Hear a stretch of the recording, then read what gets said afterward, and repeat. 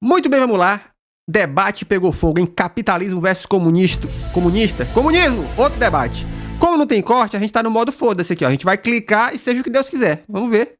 Para nós, o capitalismo puro, então nada do que temos aí é o capitalismo puro. Xiii, já começou bem, né? Não é capitalismo puro, é outra coisa. Todos eles são com grande intervenção estatal. Enquanto a operação capitalista pura, ela é uma livre troca espontânea entre as partes. Espontânea. Espontaneamente eu cheguei pro chefe e falei, eu quero trabalhar na escala 6x1 e eu só quero um salário mínimo, não precisa me dar mais, foi espontaneamente. A escravidão, ela é uma exploração, o feudalismo, ele é uma exploração, porque eu, como escravo, eu não posso dispor dos frutos do meu trabalho, e como camponês, como vassalo feudal, eu sou tributado pela terra que eu originalmente cultivei. Então tudo isso é muito ruim, mas a partir do momento em que eu sou livre para negociar, vender a minha força de trabalho para quem quer que seja, e a partir do momento que eu posso explorar a minha terra da mesma forma, da forma que eu bem entender, sem ser tributado, isso inimigo do imposto. É o que eu chamo de liberdade e não exploração. Ninguém está sendo explorado, ninguém está agindo contra o seu consentimento nessa operação pura capitalista. Então, para mim, o capitalismo é essa liberdade anárquica de mercado, no qual você pode dispor da sua propriedade, inclusive da sua propriedade, da sua autopropriedade, do seu corpo, como você bem entender. Mas e a definição? Manda aí pra gente. Essa é a definição de capitalismo. Dispor da sua autopropriedade como você bem entender. Certo. E a definição de comunismo? E a definição de comunismo, ela é quando a sociedade passa a ter controle sobre a autopropriedade e tudo que você produzir. Então, quando a gente vê como o mundo está disposto hoje, a gente vai ver que em todo lugar existem estados, isso é uma classe dominante, uma classe que não age através da livre troca e da livre troca contratual com os seus dominados. E essa é a verdadeira exploração que nós vemos no mundo hoje, que causa todos esses males que Marx acertadamente viu. Uma constante luta de classes. Ele citou o Marx aí, ele elogiou? Mas tu não é o capitalista? Será que ele tá confundindo o time dele? O avanço imperialista das nações e dos estados. Então eu acho que as definições, não sei se eu preciso explorar mais um pouquinho, mas é basicamente isso. O consentimento, a disposição da sua autopropriedade, como você bem entender. Show de bola. Além da definição, agora que a gente tem o que cada um pensa, o que cada um acredita que é tanto comunismo quanto capitalismo, vamos pro, primeiro tema aqui da nossa, nossa pauta. Vamos falar assim, acima de tudo, é possível viver de renda no capitalismo? Essa aí pra você. Manda aí, Gustavo. Ou será que seria no comunismo? Claro, a palavra renda, ela tá altamente ambígua, né? É aquelas palavras do tipo assim, ativo na economia, né? O que é um ativo? Pode ser qualquer coisa, mas quando se fala viver de renda, está se dizendo o seguinte, a pessoa simplesmente recebe um rendimento a partir de alguma aplicação que ela fez e não necessariamente como fruto do trabalho dela. Então, o viver de renda entraria, na minha opinião, em contradição com que eu não necessariamente assumo, viu, Cristiano, essa definição que você colocou. Não, por favor, lógico. Aliás, ia ser legal partindo dela.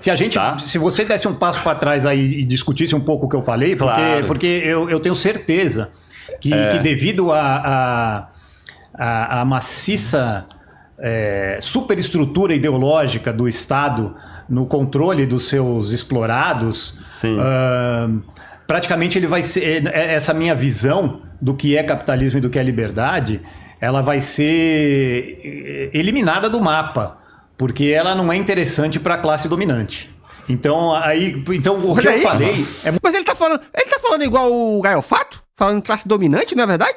Olha que doideira. Muito estranho pro público aí, pra quem tá assistindo, mas nem tanto para os libertários que compreendem esse jogo de exploração. Tá bom. Pode certamente comentar, o que eu tenho a dizer também, até porque acho que começa por aí. E vamos pensar na realidade, não estou pensando nas definições. A primeira divergência importante é que eu não vejo essa contraposição que você faz entre mercado e Estado. Claro que eles são distinguíveis, né? Mas no seguinte sentido,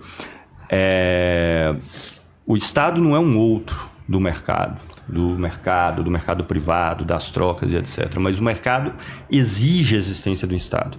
E eu vou mais além. Com o desenvolvimento do capitalismo, esse próprio mercado exige um Estado cada vez mais forte, cada vez mais presente. Então, tem pleno acordo sobre o caráter, primeiro, opressor do Estado. Segundo, eu não necessariamente opressor na sociedade capitalista. Segundo, não acho que há imparcialidade alguma no Estado, nunca houve e não é possível de haver. Se fosse necessário, se houvesse imparcialidade, nem precisaria de uma instituição para representar esse papel.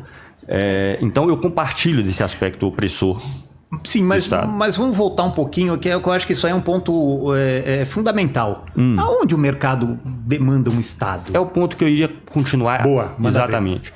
Existem vários aspectos. É necessário um Estado para a definição de um padrão monetário. Veja. Regra, no fim das contas, né? Porque... Ele vai explicar. Não é uma moeda necessariamente. Pode ter 10 mil moedas diferentes circulando em um local, não tem problema. Mas mesmo essas moedas são precificadas em relação a uma moeda padrão. Porque a concorrência necessita de ter um mesmo padrão de medida para que a comparação universal entre mercadorias por meio do dinheiro possa ocorrer. Bem como as valorizações todas, juros, lucro e etc. Segundo aspecto, eu sei que a turma liberal, ANCAP e tudo, mas eu bato nessa tecla. Você viu que eu já regalei o olho aqui no primeiro, né? Claro.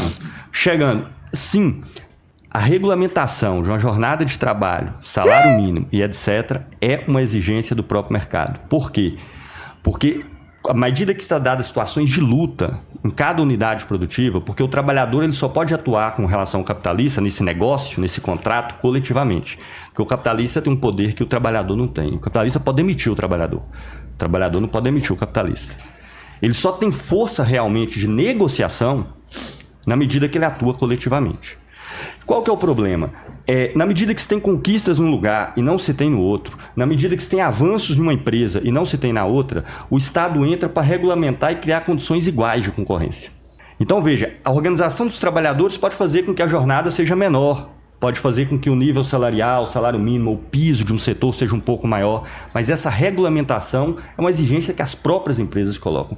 Isso é tão curioso que, por exemplo, no Brasil tem documentação de Getúlio Vargas a esse respeito, quando ele normatizou essas coisas. Que numa reunião com os industriais brasileiros, os industriais brasileiros ficaram meio putos com a CLT que estava sendo criada, que aliás tem diversos problemas, e depois da reunião ele conversa com o assessor e fala assim, isso não é possível, eles não estão entendendo que eu estou atuando em função deles, em favor deles para criar essas medidas, que eram aliás exigidas pelas primeiras multinacionais que estavam se negociando para vir para o Brasil também. Então nem é só um raciocínio lógico. Um terceiro aspecto, e para mim o mais importante é o quarto, tá? Eu teria vários. Manda ver. Pensei sim. 4 aqui, daria para ficar aqui listando. Um terceiro aspecto.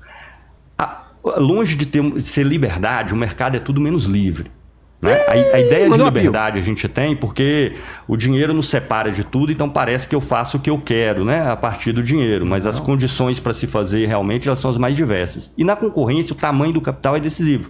Absolutamente decisivo. Inclusive as empresas maiores podem comprar as empresas menores. Né? Eu vim da área de ciência da computação, trabalhei nessa área por 9 anos, formei em ciência da computação. E era impressionante como o objetivo das principais empresas que eu trabalhei era atingir um certo patamar para serem visadas e serem compradas pelas grandes. Né? Mas isso daí é bom. O que é bom? Para quem? Para os proprietários da empresa, sem dúvida. Aí depois eles vão aplicar em renda fixa, né? O capitalismo brasileiro, onde não existe possibilidades, são as mínimas. Então, o que acontece? O capitalismo, a própria economia de mercado, a dinâmica dela, conduz a um estado de monopólio. Porque o tamanho do capital é uma ferramenta decisiva. Pode acontecer de uma empresa menor ascender, principalmente quando estão surgindo novos ramos de produção. Claro que pode acontecer. Existem vários fatores envolvidos, mas é inquestionável que o tamanho do capital é um fator absolutamente decisivo. O Estado cumpre outra função fundamental, que é o quê? Para o capitalismo, não na sociedade que eu quero. que é evitar a existência de monopólios absolutos. Não é acabar com os monopólios, mas garantir pelo menos que haja uma concorrência entre monopólios, que não se tenha um monopólio absoluto. Porque com o monopólio absoluto, todo o mecanismo de concorrência, que é o único meio pelo qual a riqueza é alocada de forma completamente ineficiente no capitalismo, por tentativa e erro, ocorra. Né? Então, evitar a existência de monopólios absolutos é uma das razões. A principal, para mim, dentre várias outras possíveis, mas a gente não vai ficar aqui o dia inteiro comentando isso, a principal uma das funções centrais do Estado é exatamente por meio do mecanismo do endividamento público. O endividamento público, a sua função principal não é o cartão de crédito do Estado. O principal papel do endividamento público está ligado à economia privada. Como a economia privada, ela necessita sempre crescer, porque como você acumula, você paga os custos de produção, tem os meios de produção, tem o custo de força de trabalho, com insumos, com todos os... Max mandou R$5. Oi, camarada Max. O capital é trabalho morto que, como um vampiro, vive apenas ao sugar o trabalho vivo, e quanto mais vive, mais trabalho suga. Boa definição, hein? Olha aí, o capital é um trabalho morto como um vampiro, que vive apenas de sugar o trabalho vivo. E quanto mais vive, mais trabalho suga. Porra, boa definição. Os meios, esses custos são suficientes para você repor o seu capital e continuar produzindo aquela mesma escala. Claro que tem oscilações de preço, mas para isso também a empresa tem caixas e fundos pensando nessas oscilações e tudo. Pode dar errado? Pode, porque o capitalismo é isso. Agora, o excedente, então, para que não perda valor, ele tem que servir para ampliar o processo produtivo, ou transferi-lo para outro ramo, por meio do mercado financeiro e tudo mais. Como o capitalismo gera capacidade de consumo que tende a se reduzir, ao reduzir emprego, ao reduzir salário. Brasil hoje, a gente mostra no anuário que a gente publica, na força de trabalho ativa no Brasil, apenas 1/3 é trabalhador formal, os outros 2/3 são emprego na informalidade, são eles que compram essa riqueza. Então ele não tem onde colocar esse capital excedente, coloca dentro do Estado, por meio dos mecanismos do tiro da dívida. Caralho, porra, que aula, hein? Não, porra, aqui, chat, aqui nós aprendemos um negócio, olha que doideira. O lance de dívida do Estado é porque como o capital tende a explorar cada vez mais o trabalhador e pagar menos, esse trabalhador que consome o que é produzido se torna incapaz de consumir o que é produzido. Logo, como é que vai dar mais lucro? Não vai dar mais lucro. Então, a solução e se a gente criar um mecanismo onde eu empresto esse dinheiro que sobrou pro Estado a fim dele me pagar com dívida? E aí eu começo a gerar mais capital, não mais pelo trabalho, mas por um rendimento. Caralho, que aula, hein? Puta merda, hein? Os endividamentos dos estados no mundo inteiro representam simplesmente capital que os capitalistas não têm onde colocar pelos limites criados pela própria sociedade que eles alimentam, porque não consegue expandir sua produção, porque não tem comprador, e não tem comprador porque eles fazem do poder de compra dos trabalhadores que compram a riqueza que eles produzem cada vez mais reduzido, tanto coletivamente quanto individual. Então ele coloca no Estado que vai pagar uns juros e vai te prometer que se dias melhores virão, quem sabe, talvez, ele vai devolver o seu capital inteiro para ele ser de fato empregado produtivamente, jogando o problema para frente. Essa, para mim, é a principal função. O endividamento público, longe de ser o Estado arruinando toda a economia privada, é o Estado salvando a economia privada. Pelo menos um salvar, que é jogar o problema para frente, ampliando. Exatamente. E você que fica aí, porque eu estou investindo na Petrobras, tu é ousado mesmo? Bota no Nubank, investe na caixinha do Nubank. Tu é ousado mesmo? Vai lá, compra ação de quem? Deixa eu ver. Compra ação da startup que tá começando. Investir no Estado, amigo, é mamão com açúcar. Por isso, crises cada vez mais explosivas. Então, eu te disse 4. Eu acredito que essa quarta é a mais fundamental. Então, os endividamentos públicos... Tem como você só repetir a ordem para poder comentar cada um? Tem até anotar, porque a primeira a moeda... A existência de um padrão monetário, que não é necessariamente uma moeda, né? Porque um padrão monetário é um padrão ideal, que obviamente vai ter uma moeda que... Mas ele, inclusive... representa outras moedas são valoradas por meio dele. Certo. Né? A existência de um padrão monetário, a regulamentação de condições mínimas de trabalho, jornada, salário, para garantir uma concorrência igual, para que aquela empresa não tenha que pagar um salário 3 vezes maior por causa da luta que ocorreu nela e não ocorreu aqui. Então, a regulamentação das condições de trabalho, criando condições iguais de concorrência para os capitalistas na disputa no mercado. Terceira que eu citei... Cara, isso é tão verdade, que aconteceu recentemente no Brasil, porra. As empresas começaram, ai meu Deus, a Shopee, o AliExpress, ai meu Deus, mas não é capitalismo? Ai, mas eu vou morrer, Estado, mete taxação pra proteger nós. Competição de monopólios. Isso. Os caras que ficam reclamando de imposto pediram, Estado, por favor, taca o imposto. O mundo não gira, ele capota. Evitar a existência de monopólios absolutos, porque monopólios, o capitalismo é o reino dos monopólios e é a concorrência que gera. Só com a concorrência entre monopólios, o Estado entra para evitar monopólios absolutos. E quarto lugar, absorver o capital excedente da sociedade, que não tem onde ser colocado em função das contradições que o próprio capitalismo produz, garantindo que os proprietários privados, às custas da população inteira que pague os impostos, remunere capitais que não estão empregados em lugar algum. Capitais que na prática se tornaram inexistentes, mas continuam rendendo juros por meio de títulos de papel, de recursos que o Estado já gastou e não está produzindo nada em lugar nenhum. Não, Bora lá. Olha, vamos lá, porque assim... Que aula, hein? Que aula. Agora sim a gente vai ter discordância. Muito pelo contrário, eu vou concordar, porque as reclamações do Gustavo acerca do capitalismo mostra que a revolta dele é com um fantasma que não é o capitalismo. Não é o capitalismo isso aqui. Isso aí é o capitalismo falso. Falsificar o capital. Atenção. Falsificar o capitalismo. Sim, esse conluio perverso Estado empresariado. A primeira delas, ele já coloca que é o padrão monetário. Esse padrão monetário, ele vem a beneficiar os aliados do setor financeiro do Estado. Isso que quando na fase imperialista dos estados, quando eles vão se expandindo, a primeira coisa que ele faz é que seja negociado na minha moeda em qualquer país. Karl Marx mandou R$5. Oi. O outro convidado deve estar escutando o que essa camarada está falando igual os adultos falavam no desenho do Charlie Brown. Verdade, né? Que eles dominem de fato ou o domínio... como é que a gente pode dizer? Um domínio branco, escamoteado. Por exemplo, a Itália hoje é um protetorado dos Estados Unidos, ou a Europa pós-guerra, ela simplesmente tem que obedecer o que aconteceu com os Estados Unidos. Eles perderam guerra, é verdade, acontece. Isso você vai aceitar o dólar e você vai fazer uma moeda que seja muito parecida com o dólar e que ande lado a lado com o dólar. Então esse padrão monetário, ele é uma imposição da malfadeza. Olha o capitalismo descobrir. Olha o capitalista descobrindo o capitalismo. Que coisa. E sabe quem descobriu antes dele? O Paulo Galo. O Paulo Galo disse assim, ó. É o capitalismo, o bagulho é voraz, truta. Exatamente, pô. Da banca internacional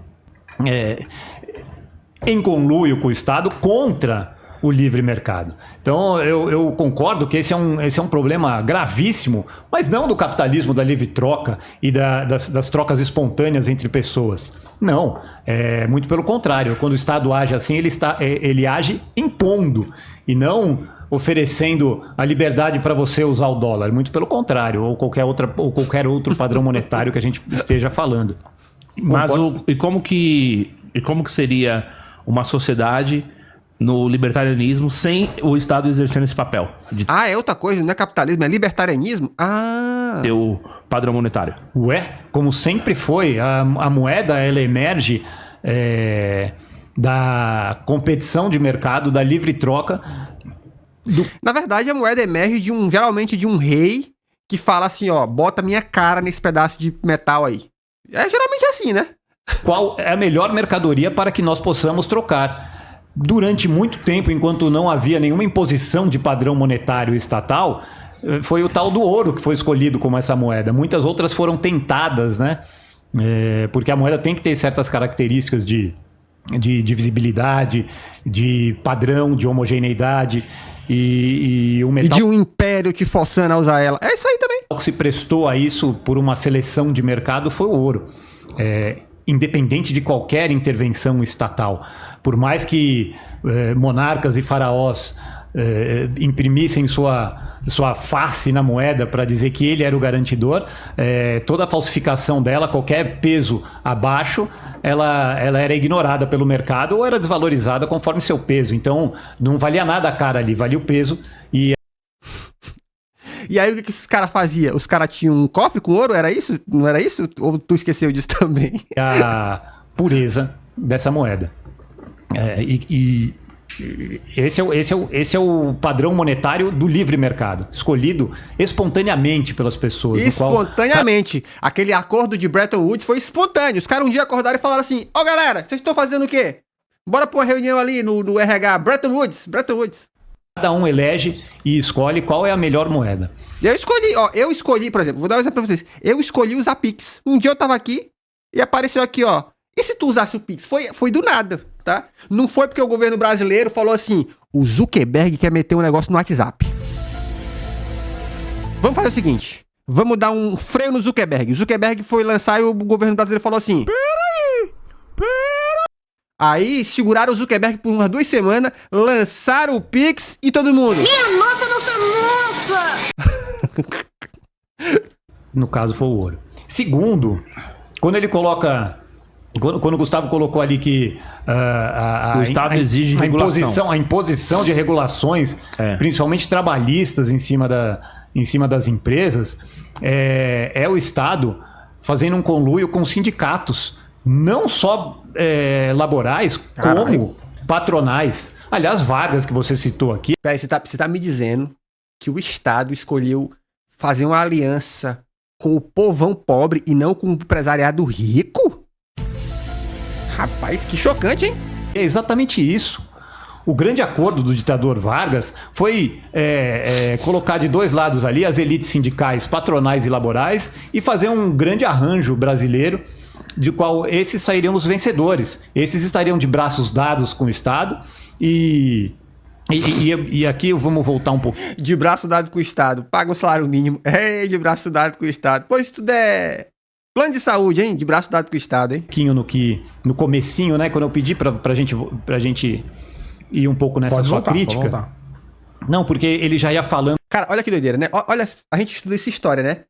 O Henry Ford, ele tinha uma rotatividade tão filha da puta nas empresas dele, porque as pessoas se machucavam, sabe, tá ligado? E não podia voltar a trabalhar. Ele tinha uma rotatividade tão grande que teve que chegar um outro maluco e falar assim: ô Ford, ou tu muda essa parada aí e começa a dar uns benefícios pra funcionário, ou tua fábrica vai parar, meu amigo. Porque ninguém aguenta trabalhar 24 horas por dia, 14 horas por dia, né? Ou tu tem que reduzir a carga de trabalho. Pro teu bem, meu irmão. Porque a mente do capitalista, ela é essa mente vampira aí, essa loucura. Eu vou sugar. Ainda que todos os dados mostrem que vai dar ruim, ele fala: eu vou sugar. A única coisa que faz o capitalista não sugar até a morte é ou um Estado ou um outro capitalista muito mais poderoso do que ele que fala assim: eu vou gastar dinheiro pra seduzir todo mundo a meu favor, pra depois fuder você. É só isso, mano. É só o ego. O Gustavo já falando sobre a renda, que ela é advinda, né, do capital excedente. A renda do trabalhador, a renda ela só é advinda das máquinas. Não necessariamente. Pra gente, capital produtivo é tudo aquilo que você tem que produzir. Então, se você tem um galpão e você aluga, você tem a renda de aluguel. Se você tem uma máquina e você produz, você tem a renda dos lucros. E se você tem trabalho, você tem a renda do seu trabalho. Se você tem um corpo, você tem a renda do seu trabalho. Então, todo o capital produtivo, e o ser humano é uma máquina produtiva. Aí, ó, vocês são máquina aí? Vocês são máquina? Eu não sou máquina não, pô. Ela tem a renda advinda do seu trabalho, chamada salário. Então, todos vivem de renda. Porra! Que manobra, hein? Inclusive já viu aquela música assim, ó? Olê, mulher rendeira, olê, mulher renda, tu me ensina a fazer renda que eu te ensino a mulher rendeira vive de renda, porra. Todos vivem de renda. Todos vivem de fazer o seu trabalho render. A carinha dele parece que tem 14 anos falando isso. Ou a sua propriedade render. Né? A máquina pode ser a propriedade, um imóvel pode ser a propriedade, o corpo é a propriedade. Então todo o cérebro, a mão, o braço, tudo isso é renda. Então quando a gente vê que a exigência do capitalismo ou da livre troca é por uma regulação salarial, laboral, é muito estranho. É exatamente o contrário. A gente não precisa de nenhuma tutela para dizer como eu quero vender a minha força de trabalho pro patrão. Isso é uma coisa que eu costumava... Claro que precisa, porra. Tá ligado que se não houver tutela, os caras vão vender uma coisa dizendo que é outra. Tu tá ligado nisso? Nos meus áureos tempos de debate, eu costumava provocar um pouco os esquerdistas com o seguinte conceito. O patrão, ele é cliente do empregado. Ele está ali comprando as horas de trabalho desse empregado que vende se quiser ou não. Pelo preço que ele quer, né? E não pelo preço que o empregado quer. Você tá ligado, né? Eu não chego pro cara e falo assim... Não quero um salário, eu quero 3. Sabe o que ele vai dizer pra mim? Ele vai dizer assim pra mim, assim, ó. Não consigo ler nada. Então fica aí, passa fome, porra. Daqui um mês tu volta com a barriga vazia. Eu quero ver se tu vai cobrar 3 salários mínimos ainda. Então, eu fico imaginando se eu fosse um capitalista que investisse numa fábrica, enchesse ali de máquinas e os trabalhadores não quisessem trabalhar pra mim. Eu ia estar em situação muito pior do que eles. Eu ia morrer de fome, porque... Mas não ia, tá? Primeira coisa que você não vai fazer nunca. Abrir um negócio sem... Gente, só capitalista bobão é que abre negócio sem saber se vai funcionar. O capitalista roots não abre uma lojinha sem ter certeza de que vai ter mercado. Todo o meu dinheiro foi investido nessas máquinas, enquanto os trabalhadores ainda têm a força de trabalho deles. Mandou R$5. Oi! Choco, queremos você no nosso programa. Veja seu e-mail. Te enviamos um link para você se inscrever. Eu tenho sempre uma referência musical velha, né? Então, não é que eu sou muito mais forte na barganha, de jeito nenhum. É claro que pô. É, de novo, aquela liberdade de você escolher o que você quer fazer. Tenta contratar aqui em São Paulo, por exemplo, um pedreiro por um salário... Lá vem o pedreiro. Ah, o pedreiro metafórico, hein? O pedreiro... O padrão... Ei, o padrão ouro do trabalhador, do mimimi contra trabalhador é o pedreiro, né? Porque pedreiro não... Mínimo. O cara vai rir da sua cara. O cara vai falar... De jeito nenhum, não tem nem como. Isso aí é por 2 dias de trabalho eu tô pegando isso aí. Então, porque ele vai fazer uma coisa que eu não posso fazer. Sim. Não é que você não pode, é que você não sabe mesmo. Então, assim...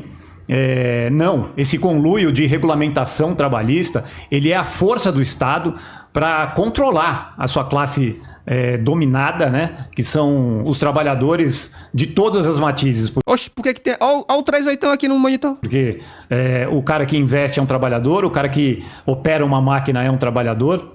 Então todos esses vão ficar submetidos ao Estado que vai impor, sem a livre negociação, essas regulamentações. Em terceiro lugar, foi o competição de monopólios. Isso, o engendramento de monopólios pela e os monopólios. Maravilha, mais uma vez, quem consegue vantagens para que não haja concorrência, senão através da força, da limitação. Não vai poder. Aqui a gente vai colocar toda a aduana federal para que não entre mais nenhum cigarro aqui no Brasil. Então, o seu monopólio está garantido. Sim. Né? Então, esse poder que esse conluio Estado e grandes empresas têm, ele é a antítese do capitalismo e do livre mercado. Mas você tá ligado que... Olha, ele deu o exemplo da indústria do cigarro, né? Tu tá ligado que o cigarro que vem do Paraguai não é um cigarro original, né? Basicamente, os caras pirateam uma marca de cigarro. E aí, sem o menor compromisso técnico. Tipo assim...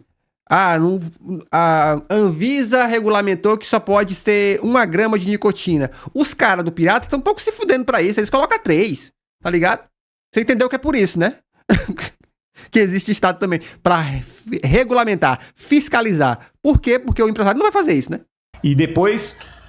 Mas o capitalismo tem de um monopólio ou não? De jeito nenhum, muito pelo contrário. Monopólio, na definição clássica e na definição etimológica mesmo da palavra... Ele é uma concessão especial dada pelo Estado para determinado indivíduo. Porra, quem foi que inventou essa né? Por que foi que inventou isso aí? Desde que o mundo é mundo, a gente sabe que monopólio é quando uma empresa detém um mercado por si só. Ela controla tudo, ela é a maior de todas. Tá ligado? Então, eu gosto de usar o exemplo, por exemplo, o exemplo de, vamos supor, uma pequena cidade do interior, Jaú, aqui de São Paulo. Não tem nenhum cinema lá. Eu vou lá e faço um cinema. Vou investir num cinema em Jaú.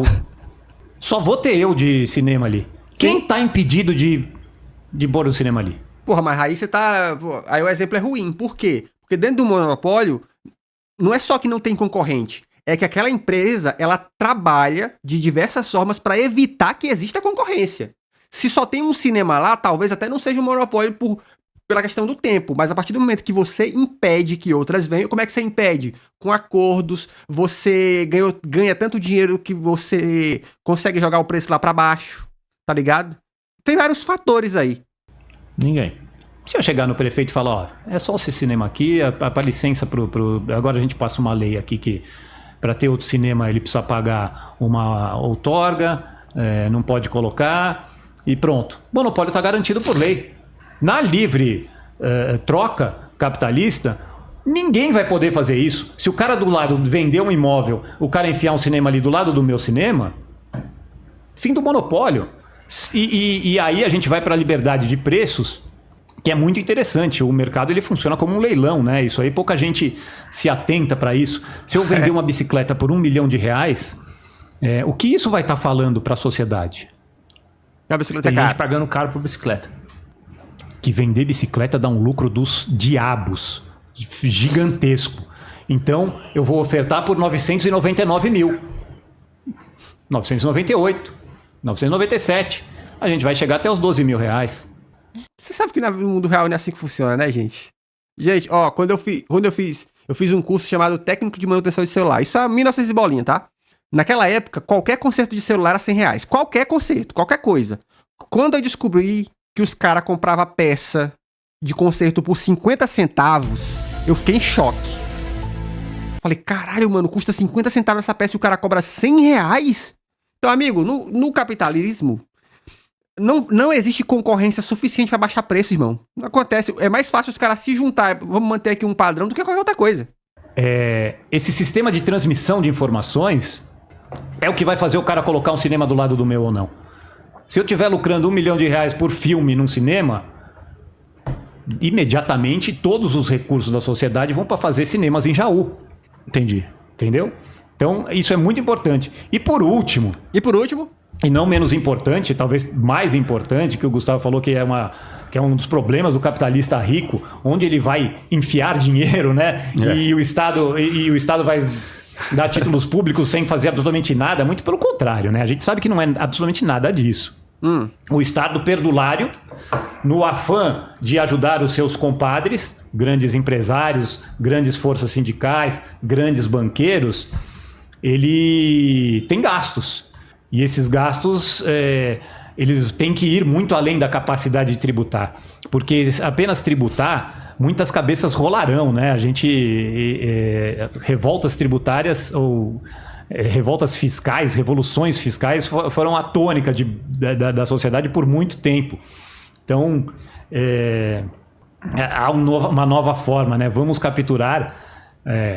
vamos nos endividar, vamos pagar juros acima do mercado para que, ou com uma garantia, né, juros livres de risco, para que nós capturemos a poupança da sociedade.